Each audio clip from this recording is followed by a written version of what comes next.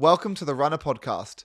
I'm Ben, head coach. And I'm Anya, international marathon runner, and we're proud to be the #1 rated running coaching service worldwide. We'll be bringing insightful conversation with truly inspirational guests, as well as running tips and tricks for runners of all abilities.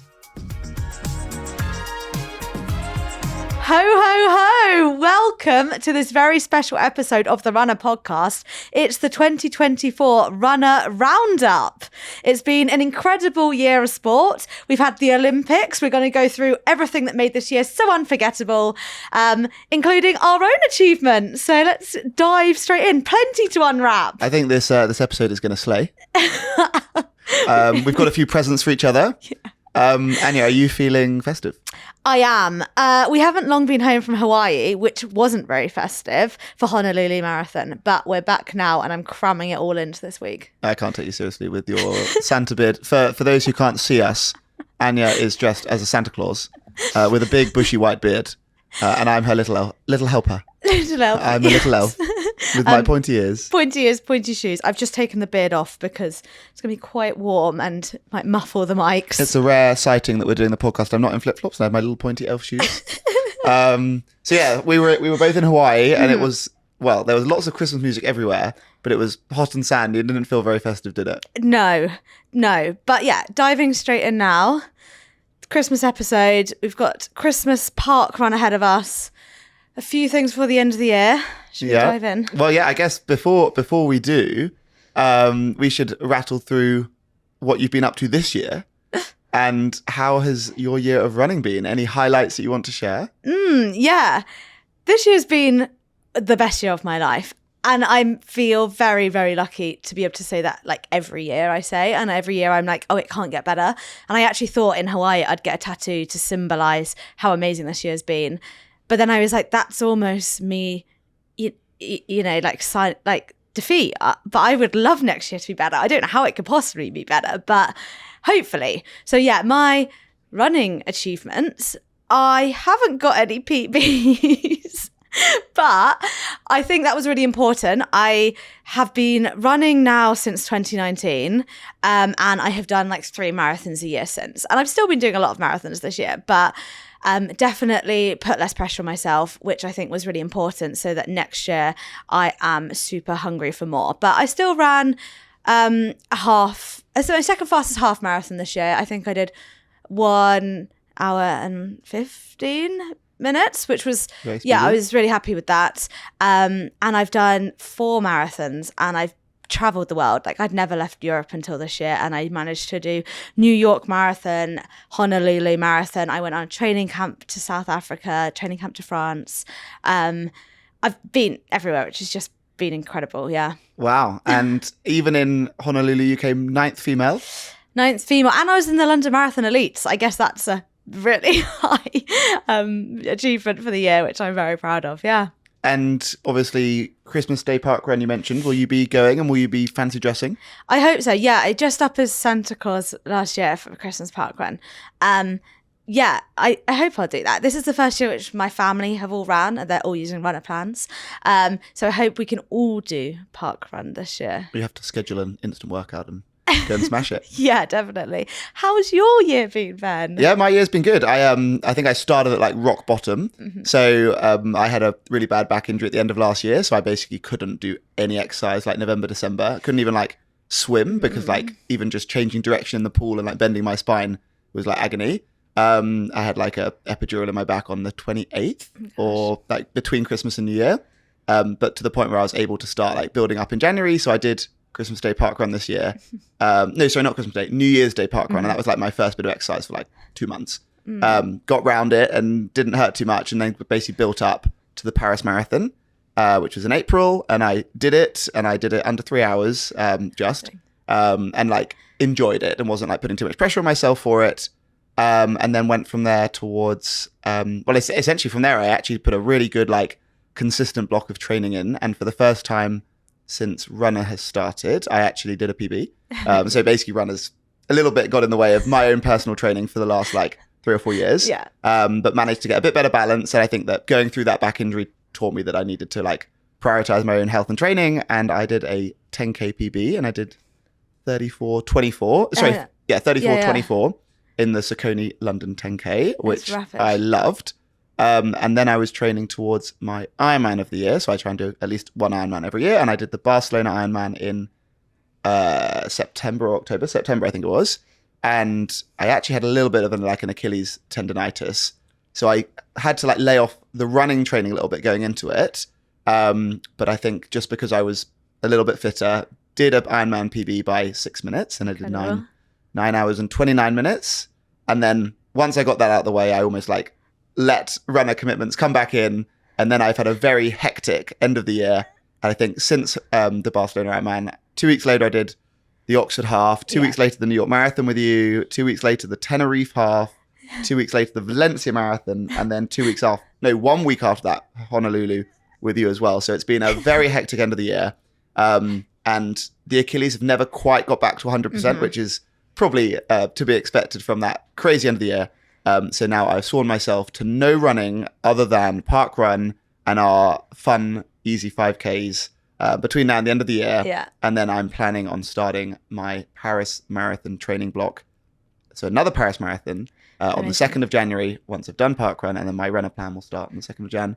So I'm looking forward to that as well. Amazing. So your first goal race for next year is a marathon, Paris. Yeah, I want to do Paris, and assuming that I can do it and work doesn't get in the way too much, I'm going to try and do a really serious training block, see how close I can get back towards kind of my marathon PB, which was before runner. And then from there, I'll have a few more months to train towards my biggest goal of the year, which will be my Ironman, which will be my 9th one. And I'm doing Copenhagen in August, I think it is. Amazing. And what about you? What are your goals for next year?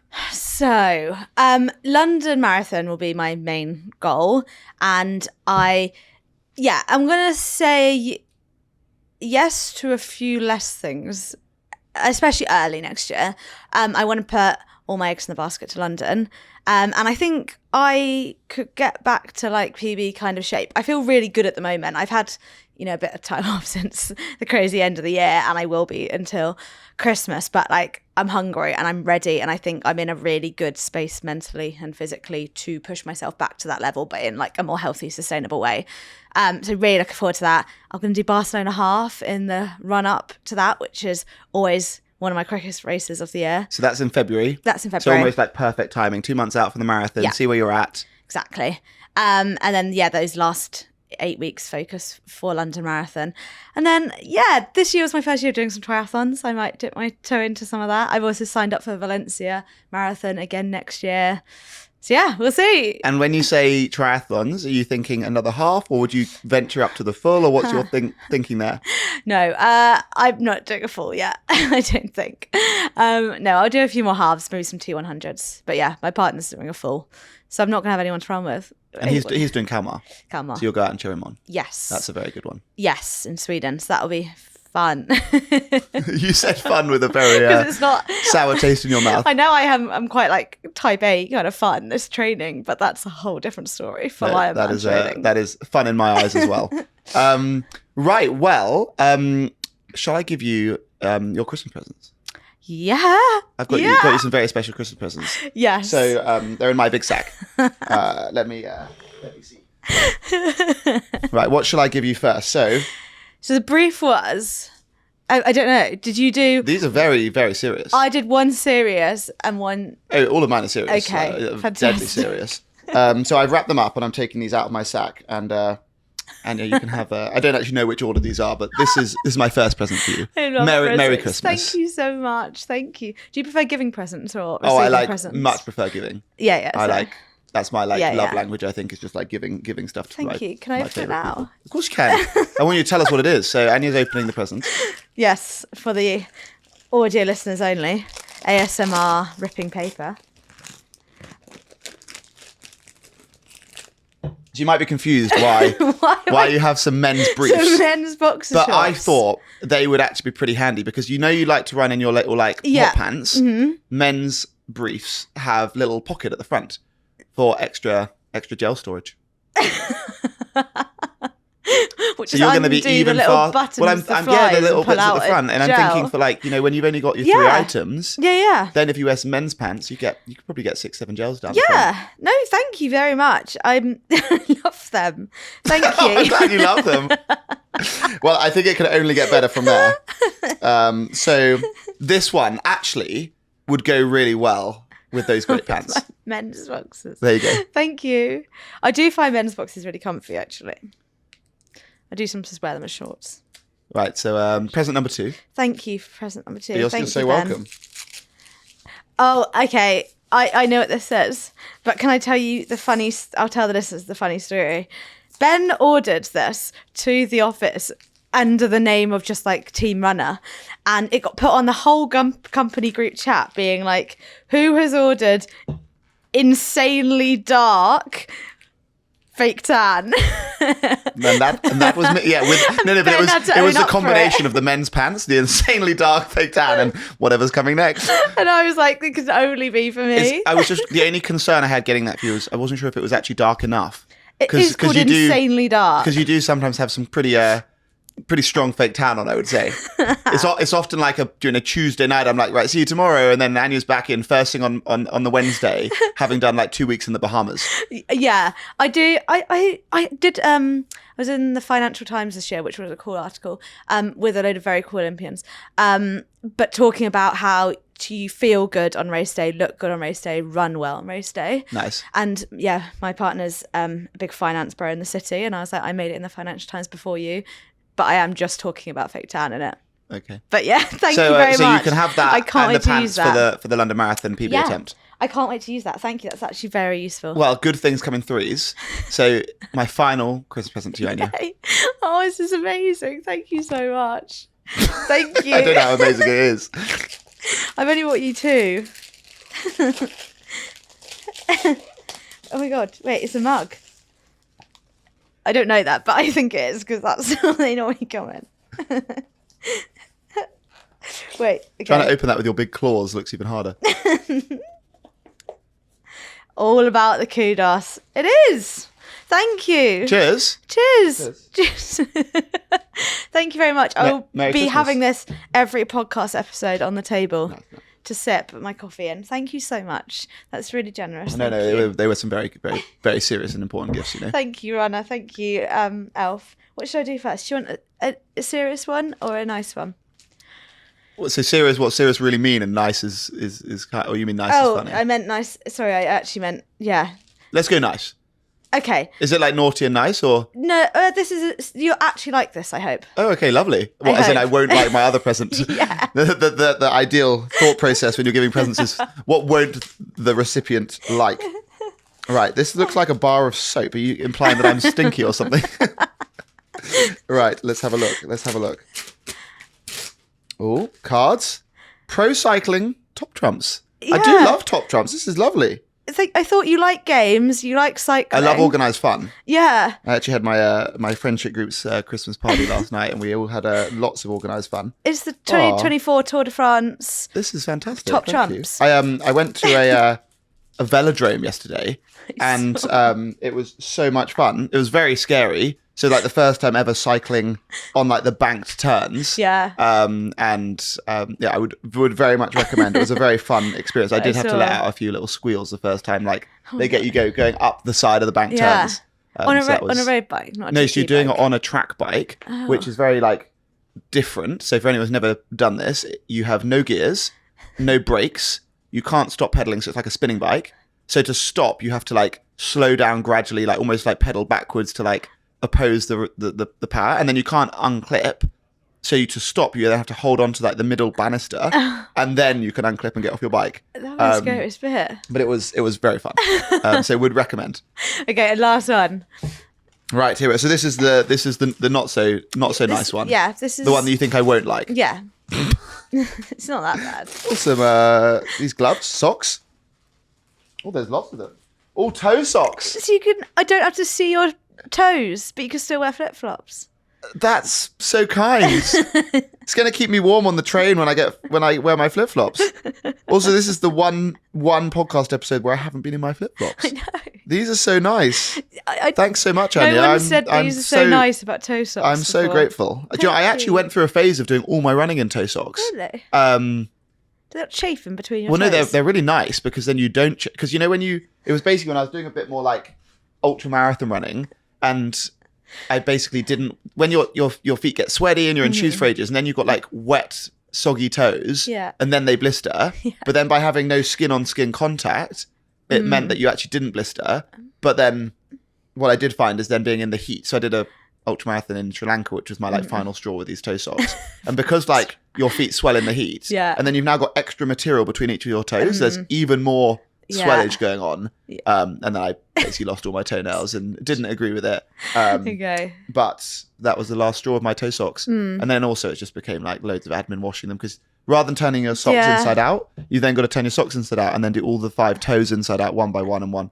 So I went back to normal socks. Okay. But no, thank you very much. I'm excited to return to ankle socks. You're welcome. Thank you very much for that. Well, yeah, honestly, fantastic. I can't take you seriously. I feel like...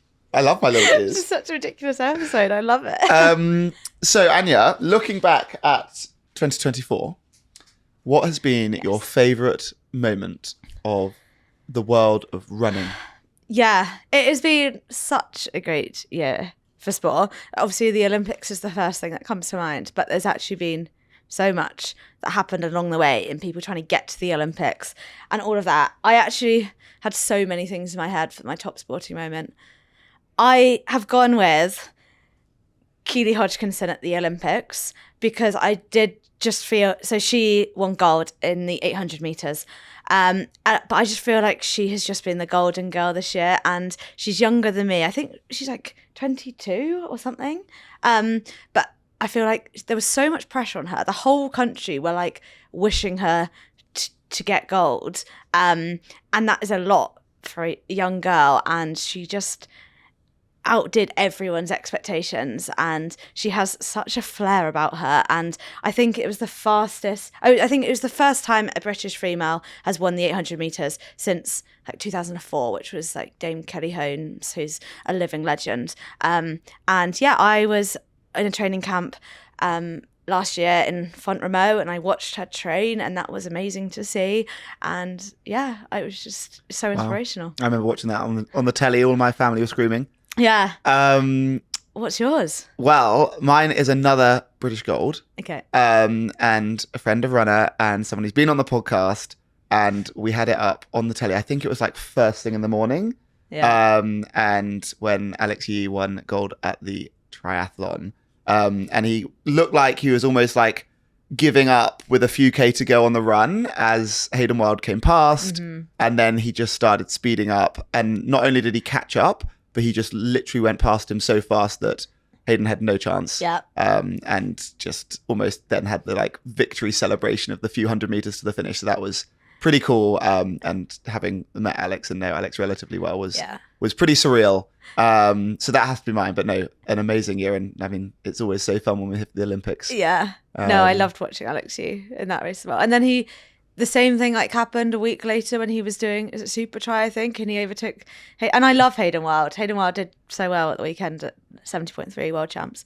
But yeah, he literally did exactly the same thing, and Hayden Wilde was just like throwing his arms in the air. He was like, I can't do this again. But I think that's the strength of Alex being like an incredible runner, as well as being within triathlon. I think being, when your strength is running, and almost the same with Beth Potter as well, like when their strength within the 3 is running, then they can almost save that superpower for the sprint to the finish.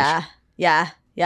No, there are too many things to talk about. What about kind of any personalities or anyone else that you want to call out of amazing things this year? Yeah, do we want to go on to our Sportsman and Sportswoman of the Year? Yeah, we can do it. Okay, Sportsman, there were so many people I got so behind this year, and not just in athletics. Like, I loved getting into triathlon and cycling this year, and I loved all the events at the Olympics. I had to, because my true love is running, I went for Emile Caresse, who is quite a low-key well, I mean, he's not a low-key runner. He was at the Olympics this year. But I just think he is such a brilliant guy. He doesn't really do social media. He's so down to earth. He's just this guy from Bradford, and he doesn't wear a sports watch. He wears this Casio. He does most of his training like on the trails around Bradford. I just think he's so low-key, and he's got such a small ego. I actually watched him in the London Marathon preview, and the guy who went up before him was so full of bravado, and he was like, I'm going to smash this record, And then they were like, and Emil, how do you feel? And he was like, I'm actually really nervous. And then he went on to get one of the fastest British marathon times. I think, he's run 2:06 this year, which is crazy for a British man. And he also went super viral because he ran London Marathon with his Casio, right? And he's like ran London Marathon, I think, last year in Takumi Sens, which aren't even carbon. Like, wow, is just so not a gimmicky runner. But he did like 2:07 at the Olympics, which was the highest a British man has placed in 40 years at the Olympics. But he's also got like the European record for the 10 miles this year. He's ran a 60:01 half marathon. Just a man of many talents. Wow, amazing. Do you have a sporting man of the year? Yeah, my man, I'm going to be boring, and I'm going to say Alex for the reason that he is the Olympic gold medalist, the world champion, and so many amazing things in a year. So he has to be mine. Yeah. But I thought a little different for my sportswoman of the year, an amazing person, or my sportswoman personality of the year, I guess, would be Steph Davies, our amazing coach. Yeah. For the reason that not only has she done amazing things with her running, but she's had a baby. Yeah. And we're very excited Steph. for her to come back to work. And I think then starts her kind of sequence towards seeing how close she can get back towards another Olympics in LA. So she would be my sportswoman of the year. Yeah, she's incredible. Ben asked Steph how much he'd have to pay her to call the baby Runner. Yeah, of which first names was millions and second names was hundreds of thousands. Anyway, the finance team didn't allow it. But it was floated as a serious idea. Yeah.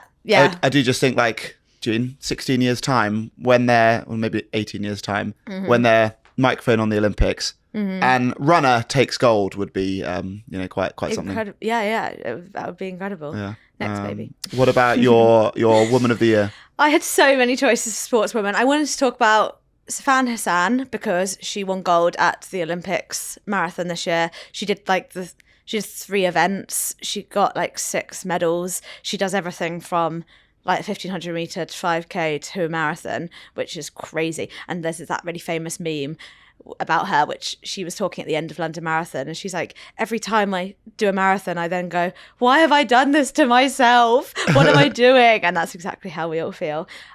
Sorry, I'm really blabbering. I could talk about so many sports this year. I felt exactly like that when I was running Valencia, knowing that this is really hard work. And then a week later, I was going to have to run Hawaii. And I was like, why do we do this to ourselves? Can't we just do like 10Ks and like park runs? But it is also an amazing feeling when you get to the end. Exactly. We do get to do this, which is amazing. Also, I also wanted to mention, I feel like I want to mention Kiptum this year because he sadly passed away this year, and he was such a young marathon. I thought he was going to be the first guy to go under 2 hours in a marathon, and that was a really tragic loss. But he was an amazing sports personality of the year. I'm very sad that he's not with us anymore. The other one I was going to mention was Callie Thackeray as well. She's a British marathon runner, and she did some insane marathon times this year. But I have gone with Georgia Bell, who we've actually got a podcast episode coming with, but I see Georgia Bell running around Battersea Park, and she is one of my biggest inspirations. She actually, you can hear all about this in our upcoming episode, but Georgia Bell basically retired from professional sport at 27 years old.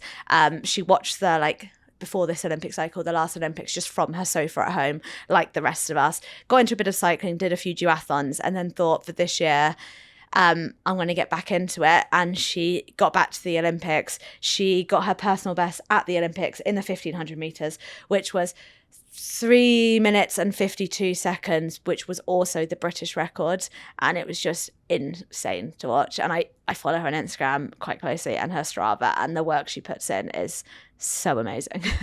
Wow, amazing. I thought I should also call out some of the amazing things our runners have achieved. Yeah, that'd be amazing. And so 2024 has also been a big year for Runna as a business and for all of our runners. And we have had 8.2 million workouts completed in the Runna app this year. That's crazy. Which is like 20, 30 times plus more than we had last year, which is very exciting. However, we also had 700,000 workouts that people skipped. So it's still a pretty good attendance rate, but let's see if we can grow the workouts completed number next year. Interesting stat. Do you think more of our runners are early risers like you? For reference, Anya goes on a run every time before we record the podcast. Yeah. So you were up at what? 5? No, I got up at 5 this morning, and I didn't make it out the door till 7:30, and I don't know what I did for that 2.5 hours. Fair. So you're very much an early riser. But yeah. What proportion of our runners do you think are early risers? I reckon a lot. I feel like Percentage. runners are very productive, and we get up early. 70. Well, no. Our runners prefer a late start. Oh, 37% of them are early risers. really? I do think training is probably more productive in the evening. Preferring a good night's sleep. Like, I think I train better in the evening, but like, it's really hard to mentally. Oh, because I'm with you. I need to do it first thing, and then like I need to exercise before work because I will be so tired from work that I then don't have any mental energy left. And it sets you up for the day so well. It does.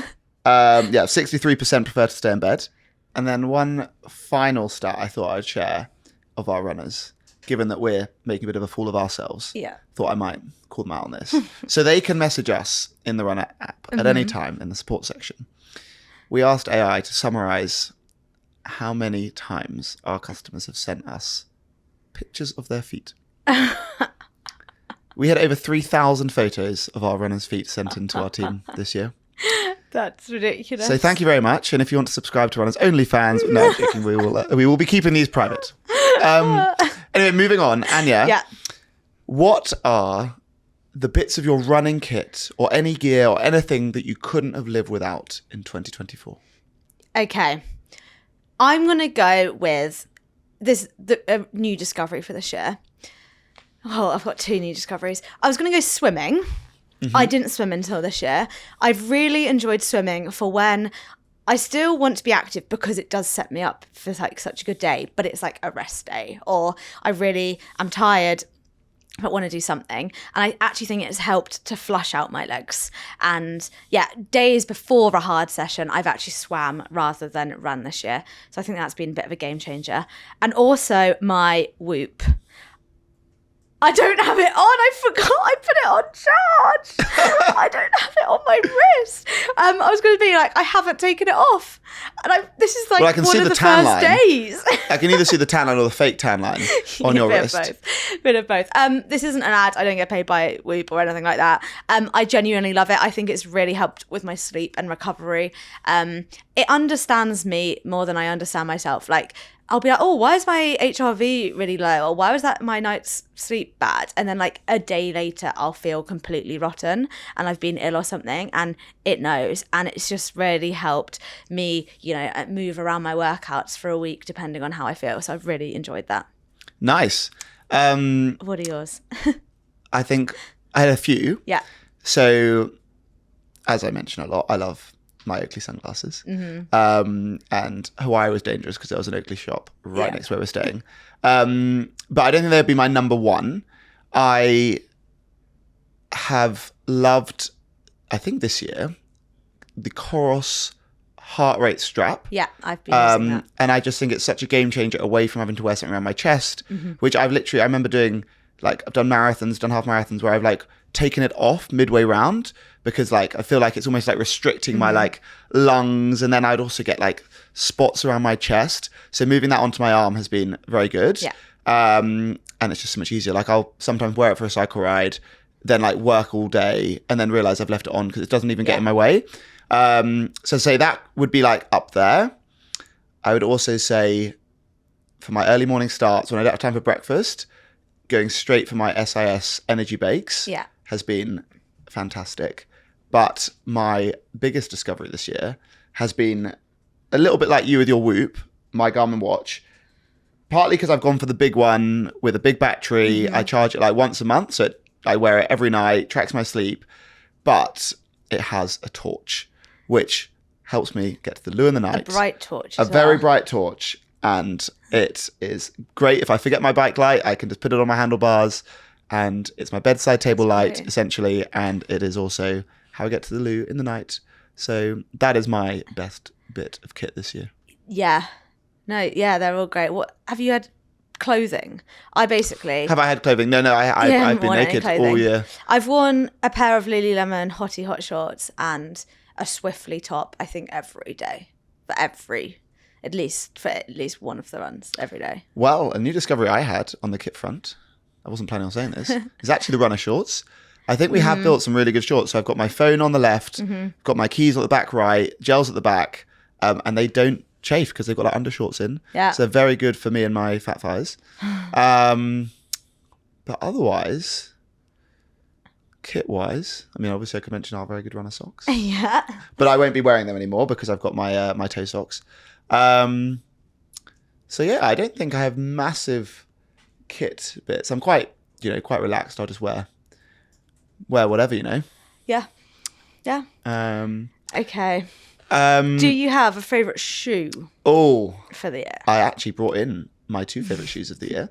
Very good. I thought one of these you will be calling out because I know you've done a lot of running in your Alpha Flies. So I've worn most of the carbon shoes. And I have felt very much over the last few years that they're all becoming very samey. Yeah. As in, I think 5-10 years ago, Nike came out first with the best carbon shoes and they were like the go-to. Yeah. And then I'd say over the last few years, I think like my Hoka Rocket X2s, were they X2s? Rocket X or whatever they are. I've loved them, worn them for a lot of Ironmans and marathons. I wore a pair of Sauconys for the first time at the Saucony London 10K when I got my 10K PB. So I've kind of very much felt like, they're all kind of like for like now. And then I bought myself the Alpha Fly 3 for my Tenerife half, which I went to with one of my best buddies. And they just felt really nice. Yeah. So I would say Alpha Fly 3s would be my go-to. If my house was burning down, I can save one pair. Yeah. But I've only actually worn them once this whole year. So I don't think they could be my like shoe of the year. My shoe I've probably done the most amount of running in is a very mucky pair of my Hoka Speed Goat 5s that are putting mud all over my little elf outfit. They're the Gore-Tex ones, so they're like waterproof and they're bright red. And they've got like a nice kind of heel to toe drop, so they're quite comfy, quite easy. Wear them for my easy running. I've done a few fast park runs in them. Really like them. So they're my probably my shoe of the year, but I wouldn't save them from a burning building because they're a bit grubby, What about you, Anya? What are your shoes of the year? Yeah, I love standing on the start of a race start line now and looking at everyone's shoes because everyone's now wearing a different shoe, which is really cool. I've tried a lot this year, which I've been very lucky to do. I've had to cull a lot of shoes this year as well. We're on a strict 1 in, 1 out policy in my flat at the moment because it got a bit much. My go-to easy run shoe is either the New Balance Fresh Foam 1080 or the Puma Mag Max recovery shoe. And I actually think it might be the Puma one. I didn't think the New Balance one could be beaten, but it's so soft and it's so comfy. And I do wear that for like literally every recovery run. And then, I haven't tried the Pumas, but I have tried the New Balance. I did like them a lot. Yeah. And then I did most of my hard training in Pumas again. I really enjoyed the Puma DV8 Pro Elite 3s. They've named them really easily. They were Pro Elite 3s. Really love those. I did still go with the Alpha Fly 3s for Valencia. And I think that's just in my head that I just know they work and they are such a good shoe and they're so comfy. I used to always be a Vaporfly and I've gone to the Alpha Fly 3s this year. If you had to pick your London Marathon 2025 shoe today, is it those Pumas? I genuinely think it might be. I wore the Pumas for Honolulu and it was a week after Valencia and I felt so much easier and it was not that far off my time at Valencia, so I think it actually genuinely might be, yeah. Nice. And are they your shoe of the year then?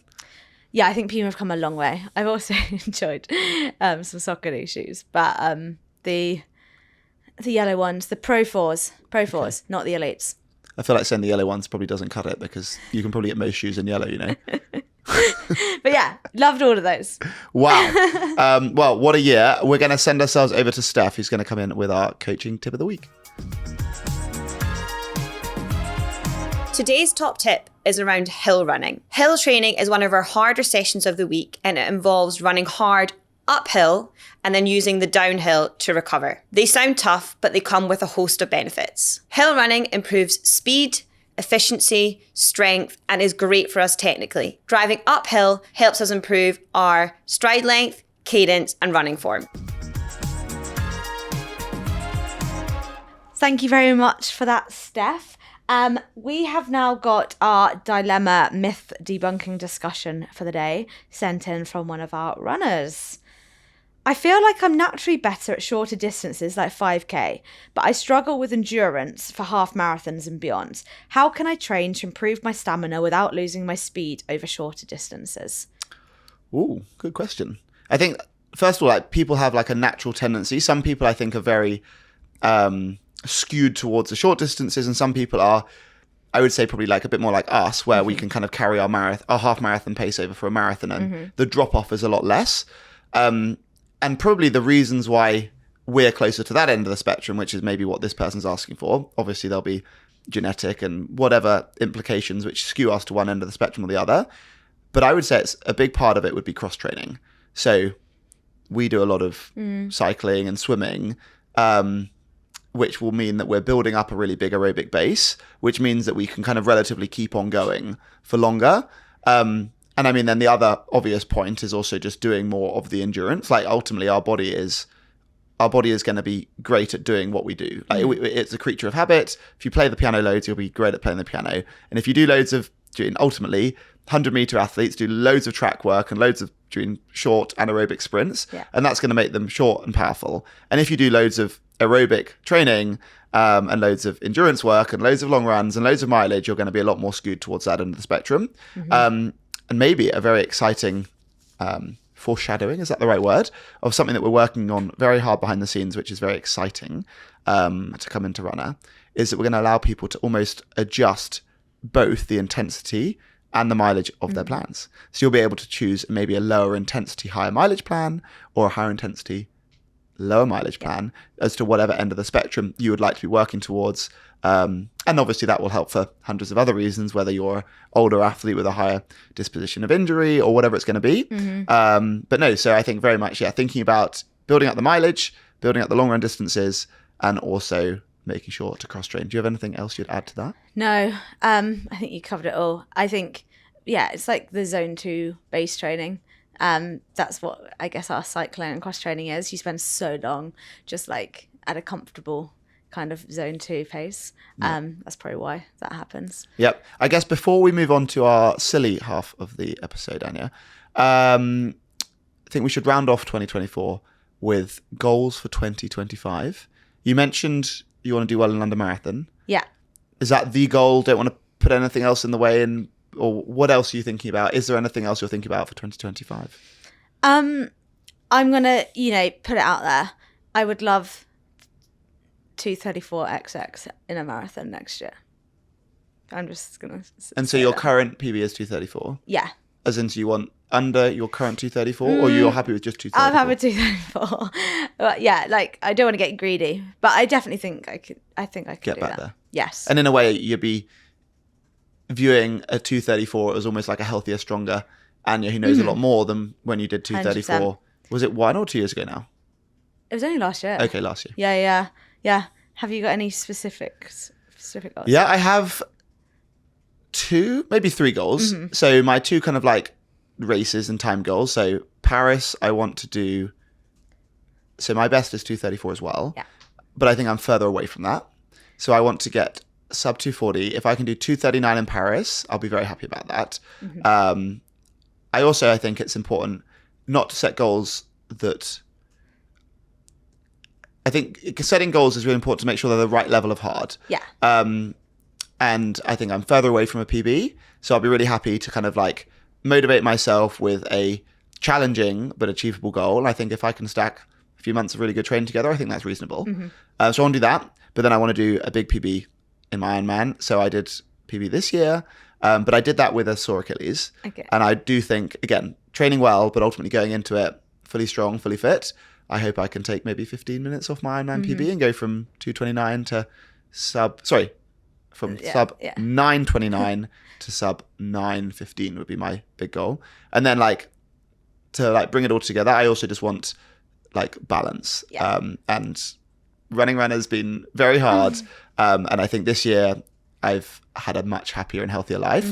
And my Strava roundup for the year told me I'd done, I think, 46% more running than I did last year. Yeah. So it's like going in the right direction. So I'd quite like to sit here next year and be able to say that I've done another 46% more running on this year, because I think that would tell me I've got like balance and I've got like life in the right place, which I think is like the most important thing. Amazing. Cool. Well, Anya, we've got our own this or that's for each other. Shall I give you mine, or do you want to give me mine first? Up to you. Okay, right. I've, I guess fitting with the nice presents I got you. Would you rather never ever be able to wear fake tan again, or you can never put on makeup for any race? That is a close one, but I'm going to go never makeup and fake tan. But I do still dye my eyebrows and dye my eyelashes. No, you can't do that. What, for your races? It's not makeup. That's no, that's part of me. permanent That's part. I almost. mean, you have to be as natural as me for your races. No eyebrow paint, no eyelash dye. Yeah. Fully at the shower. You can use a towel, and then you go and run your marathon. It would be fake tan. I don't Fake know tan. why. It just makes me feel so much more confident. I actually don't care about makeup that Although, much. would you still like the fake tan without the dyed eyebrows? Yeah. Because then you're basically going to have no eyebrows. Because you'll just be your blonde eyebrows will be hidden by the tan. No, I would still go tan. Okay. Yeah, I'd go tan. Whenever we've done this or that's before, I would normally answer, but I can't pick either. Well, actually, no, it's very easy. No fake tan. Just makeup. I don't think I've ever worn fake tan. Okay, my other one. Yeah.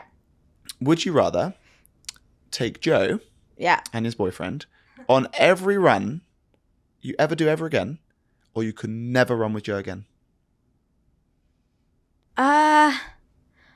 That's actually harder because I like running with him when I like running with him. But yeah, Ben had to stop a relationship argument midway through Hackney Half this year. And like Joe likes to say things like, why are you in a float in a session, he'll be like, why are you going so slowly? You know, it would just be easier if you just ran this faster. And I'm like, well, it just wouldn't. Like, what are you like? That's not how that works. For context, in Hackney, Anya and Joe were planning on running together. Yeah. And Anya was going a bit slower than the planned pace. Yes. And like, Joe was like, come on, Anya. And Anya was like, no, go on, run without me. Leave me. And then Joe was like, I was kind of next to Joe. And he was a bit like, I don't really know what I'm meant to do. And Anya was like, Joe, go. And I was like, Joe, I think you actually have to go because like she looks really angry and doesn't want you to just like run slowly and ruin your race as well. Yeah. So Joe went, I think I went to the loo, and then we basically ran went together. Yeah. But yeah, so what are you picking? Running with Joe every run, or never with Joe? Running with Joe every run. He's going to try and pace me for a marathon in January. Nice. And currently your PB is 1 minute faster than his. Yeah. So that does actually. mean that if you're on for like 2:33 in London and he can't keep up, you can't get your PB. He should be faster than me, but somehow my half marathon and marathon is still quicker than his. But so you're still taking him because if that means if he gets an injury, you can't run. Imagine he's out. Oh, yeah, that's true. And then he struggles in the marathon. That's true. You have to slow down. You can't PB. You're keeping him anyway. I'll keep him. Okay, nice. Okay, for you, Ben. Would you rather have to wear ridiculous long fake nails on your toes or your hands forever? Oh God, I hate long nails. When everyone at the office is typing on their iPhones or whatever, and they have their nails and their hands no longer work, I think it's ridiculous. But then there'd be like claws. You'd like you try and get something out your eye and you go blind. But what running shoes would fit I mean, I struggle to keep my toenails on as it is. Well, that's why I thought you could get some fake ones on there. Oh, but do they have to be long and pointy? Like They kind have of these to be claws? a bit like Fake bit and long fake, or... like a bit annoying. But I'd need to get the like extra long shoes to fit these claws in. So I think like, despite how much I hate them on hands, I think due to the impracticalness of the feet, I think I'm going to be... You'd have to shake every business handshake. Yeah, but okay, I've just realised why I have to go hands. Imagine, I mean, I already get enough funny looks on my flip-flop use in winter. But if I'm on the train in flip-flops with long claws on my feet, I don't think anyone could take me seriously. I don't know why you think fake toenails would be weirder than the 3 toenails you currently have. That you'd get more looks for 10 fake toenails than the 3 toenails. I could just accept that my feet are kind of written off at this point and just keep my hands looking good. Exactly. Yeah, I think I'm going the claws. I reckon they might be more like aerodynamic on the bike or something, you know? Yeah. Okay, so I'm clawed. Are you? Well, I guess you're clawed already. So They are my real nails, though. are they? Yeah. Oh wow. Just got healthy long nails. Fingers, obviously. Wait, your healthy long fingers. Oh, fingernails. Oh, finger. Oh, I see. Sorry, you were just Okay. clarifying they weren't Yeah. healthy long toenails. I have got 10 toenails though as well. Wow, that's doing well. Thank you. Okay, would you rather never be able to wear flip-flops again? Or the other thing, whatever it is. This is never be able to wear flip-flops again or never wear flip-flops again. I guess it's, would you rather never wear flip-flops again or always wear flip-flops? Always wear flip-flops. Yeah, or never. That's so sad. I would never wear flip-flops again. Yeah. I'd have to move on to like I Crocs think or you got something. to. No, Yeah. do you know what I think I'd do? I'd just be barefoot. Do you see, who was it? It was a race, like a 5K race on the track.